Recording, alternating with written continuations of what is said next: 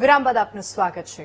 બહારથી ઘી ખરીદતા પહેલા સાવધાન રહેજો। સુરતવાસીઓ માટે આ ખાસ સમાચાર સામે આવી રહ્યા છે। સુરતમાં શંકાસ્પદ ખાદ્ય પદાર્થોના વેચાણનો સિલસિલો યથાવત જોવા મળી રહ્યો છે। સચિન વિસ્તારમાં શંકાસ્પદ ઘીનો જથ્થો પકડી આવ્યો છે અને 2000 કિલોથી વધુ શંકાસ્પદ ઘીનો જથ્થો જપ્ત કરવામાં આવ્યો છે। 1700 કિલો રો મટીરીયલ સાથે 2 શખ્સોની અટકાયત કરવામાં આવી છે અને ગોડાઉનમાં દરોડા પાડીને એસઓજી અને આરોગ્ય વિભાગની કાર્યવાહી પણ થઈ। ઘીના સેમ્પલ લઈને તપાસ માટે લેબમાં મોકલી દેવામાં આવ્યા છે। વધુ વિગતો સાથે સંવાદદાતા ધ્રુવ આપણી સાથે ફોન લાઈન પર જોડાઈ ગયા છે। ધ્રુવ, પહેલા પનીર અને હવે નકલી ઘી જપ્ત થઈ રહ્યું છે, શું વધુ વિગતો?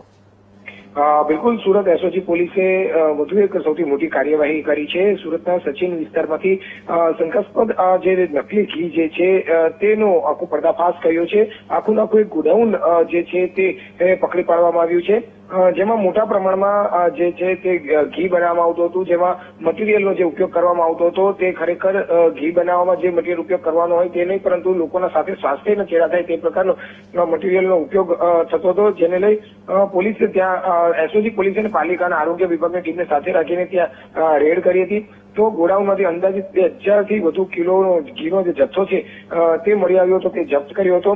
સાથે સાથે 1700 કિલોથી વધુનું રો મટીરીયલ મળી આવ્યું હતું કે જે ઘી બનાવવામાં ઉપયોગ થતું હોય છે, તે પ્રકારનો જે સામાન છે તેને પણ જપ્ત કર્યો હતો અને આખું ગોડાઉન જે છે તે સીલ કરી દેવામાં આવ્યું છે। આ ઉપરાંત અલગ અલગ ઘીના નમૂના લઈને સેમ્પલ માટે લેબોરેટરીમાં પણ મોકલવામાં આવ્યા છે અને હાલ જે પ્રાથમિક જે જોવા મળ્યું છે તેના આધારે 2 લોકોની પૂછપરછ અને અટકાયત કરીને તપાસ પણ હાથ ધરી હતી એસઓજી પોલીસે। પરંતુ હાલ જે રિપોર્ટ મોકલવામાં આવ્યો છે તે રિપોર્ટ આવ્યા બાદ આ બંને જે સંચાલકો છે તેની સામે કાયદાકીય રીતે ગુનો નોંધીને ધરપકડ કરવા સુધીની કાર્યવાહી કરવામાં આવશે। પરંતુ હવે ઘી ખાતા પહેલા લોકોએ સચેત રહેવું ખૂબ જ જરૂરી છે, કારણ કે હવે ઘીમાં પણ મોટા પ્રમાણમાં ડુપ્લિકેટ એટલે કે હલકી ગુણવત્તાના મળી રહ્યા છે, તે પ્રકારે બનાવટ પણ થઈ રહી છે। જી બિલકુલ ધ્રુવ, આભાર સમગ્ર માહિતી બદલ।